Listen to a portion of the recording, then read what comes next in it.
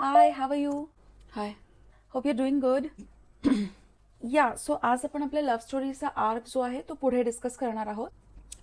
Sorry, मी नाही लिहिलंय काही. तू सीन लिहिला नाही आहेस अगं, but we have to submit by tomorrow. But what about today? काश्मीरच्या पहलगावमध्ये आतंकवादी हल्ला झाला. सगळीकडे उद्वेगाचं, शोकाचं वातावरण असताना आपण प्रेमकथा लिहायच्या. प्रेम कसं सगळ्या सीमांच्या पलीकडचं असतं, love is beyond all borders, या अशा भ्रामक कल्पना लिहायच्या. मग काय करू शकतोय आपण? तू काम सोडून देणार आहेस का? आपण या गोष्टी लिहून पैसे कशासाठी कमवतोय? पैशांनी आपल्याला सुख विकत घेता यावं. आणि असाच विचार करून जेव्हा एखादं कुटुंब काश्मीरमध्ये फिरायला जातं तेव्हा तेव्हा त्यांच्यासोबत काय होतं?